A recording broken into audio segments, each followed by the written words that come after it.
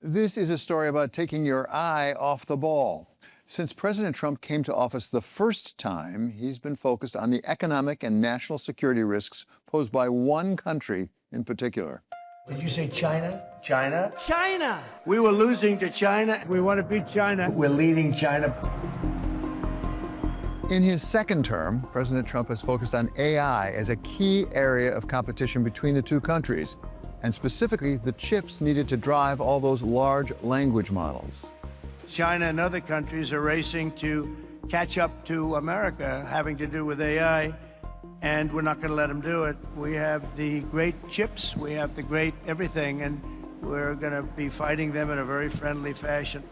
But while the U.S. is doing what it can to protect its lead in the computer race, there's another contest that it may be losing: the battle to make sure we have the power we need to drive all that AI we're developing. It's fascinating because when you look at AI, there's a huge energy need for the data centers. We all know Hank Paulson from his time running Goldman Sachs, and then leading us through the great financial crisis as Treasury Secretary. But he's also devoted much of his career to climate issues and helped lead Goldman Sachs to China over 30 years ago. We have one big advantage on China in the sense that we're energy independent, right? And they aren't. But we have a shortage of electricity in this country. The demand is much greater than the supply, and it's growing. And so we have a shortage of electricity to power data centers. China, on the other hand, they're investing massively in coal and a lot of things I wouldn't like them to be investing in, but they are investing big time in renewables, solar and wind. They have more renewables than Europe, the UK, the US combined. They're going to have half their energy from renewables. So they've got plenty of electricity. Meanwhile, in our country, utilities can't meet the demand. Electricity prices are spiking up, so ratepayers are putting up their hands and say, no more. At the same time, we need the electricity. And so the interesting thing is, if you look at the US, all of our electricity, essentially new electricity, the last couple of years has come from solar and wind. At the same time, the administration is restraining it. So again, I would say that we are ahead of China when it comes to AI. They're investing massively, but I gotta tell you, the biggest potential drag we have is not having enough electricity to power our data centers. Are we disadvantaging ourselves? I think we are. Former U.S. Ambassador to China, Nick Burns, saw the unprecedented scale of China's energy investment firsthand. I used to travel a lot by train in China because you can see a lot more of the country, you can talk to people. The degree to which China is building transmission lines all across the country, and I visited 26 of the provinces, even out to the west, it's staggering. The degree to which they're now controlling the global supply chain in electric vehicles, in lithium batteries, in solar panels, in wind power. They are the world leaders in this, and I think that the United States should be making a similar effort.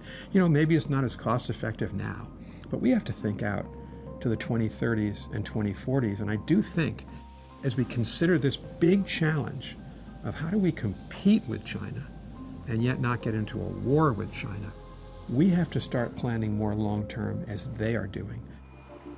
The numbers bear out what Hank Paulson and Nick Burns have seen on the ground in China. Since 2021, in just 5 short years, it has added more power capacity across all energy technologies than the United States has built in its entire history, and that gap is only growing.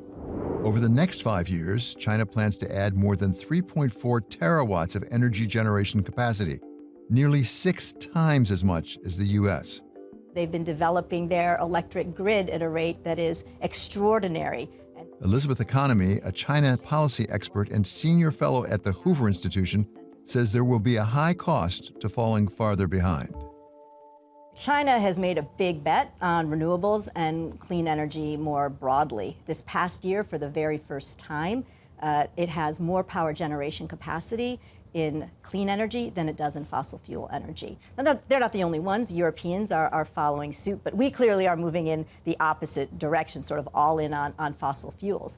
I think it's important to understand that the bet from the Chinese side is not necessarily just about the health of the Chinese people or the Chinese environment. This is a real economic play for them. You know, they are cognizant of the fact that by 2035, the clean energy market is estimated to be globally as big as $7 trillion, and they want to command that market. So they have spent a lot of time over the past several years investing very heavily in renewables. You know, last year, $1 trillion in renewable investments. And as a result, they've seen their exports of EVs skyrocket, 80% increase in 2025, 40% for battery exports, 20% for solar panels. This is a real moneymaker. So I think for the Chinese, as they look out, clean energy is green, right? It's green for the environment, and it's green for money. You make a really interesting point that this has been going on for several years. President Xi did not just wake up yesterday and say, let's have a lot of renewables for AI. It started before really there was the big push for AI. How much of this is pure commerce rather than development of AI and competition in AI?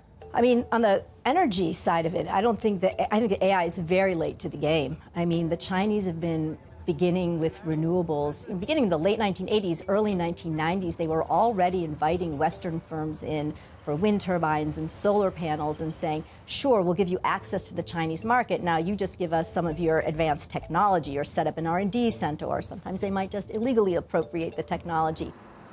But, one 5-year plan after another, renewables have been part of the Chinese plan. And you're right, exactly. Xi Jinping did not wake up, one day and say, oh, this really matters. Though China's push into renewables may not have been intended for AI, that's where it could matter most.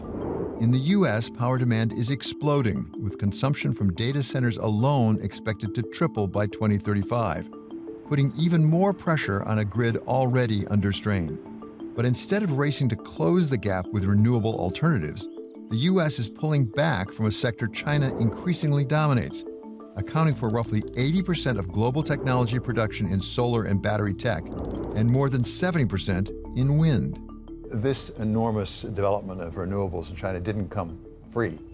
They had to spend some money to do it.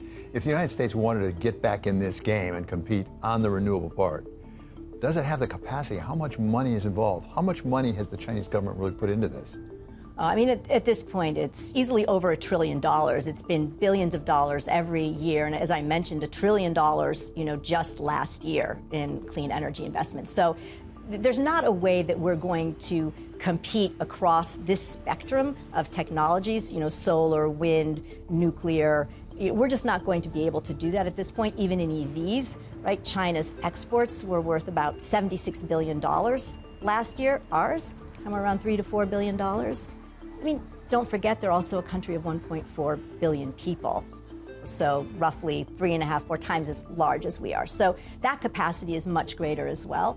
But could we get back in the game? I think that was the point of the Biden administration's Inflation Reduction Act, right? It was a mix of subsidies and tax incentives. It attracted an enormous amount of foreign investment. So it had, I think, a lot of potential to reboot the clean energy sector in the United States. But, the Trump administration is not that interested in the clean energy, in the renewable sector. And so, we saw that they rolled back probably 95% of the Inflation Reduction Act. Can the markets make up a good part of the difference? By that I mean this: instead of the government giving subsidies or tax breaks, incentives on renewables, is it possible the market will take over and say it's just cheaper to get energy from some of the renewables? Well, I think there's always a hurdle, right? When you're introducing a new technology that you have to get over, and that is where the government subsidies or incentives, can play an important role. I mean, we see that now with rare earths, and I think the Trump administration has come around to appreciate, right, that if you're going to compete with China, you're going to have to adopt some elements of their playbook. Right, you're going to have to invest. You're going to have a secure market, for the new investment, for the new technology that you're developing, right? Because you have to get it over the hurdle from the innovation to the manufacturing to the deployment and export. And I think that's the full life cycle of new technologies that China has created, its playbook, and we don't really have a playbook that can compete without a little more government intervention than we've typically been comfortable with. The U.S. and China may be competing hard on AI, and the U.S. may have taken its eye off the ball on energy that's critical in that competition. But there's at least one area where they may find common ground, agreeing on rules to make sure that all this AI being built and powered is as safe as possible. Do we need to work with China on safety for AI? Yeah, obviously we do. It's some time. But right now, they're an adversary when it comes to military and security. So I think we're going to be forced to do it when we start seeing accidents and bad things happen. And I just want to make sure we're in the lead when we get to that point. I really do. And I'd take a step further and say when President Trump and Xi meet, it's going to be the first of, I hope, 4 summit meetings. And I'm hoping right now there is, we got a trade deficit, but we've got a trust deficit, big. And I want to close that trust deficit because we need to figure out how we can compete and work together at the same time. And if we don't, the world is going to be a much more dangerous and less prosperous place. So again, I view, and I think a positive is, I really do believe President Trump wants to find a way to work with China, and I hope that the Chinese feel the same way.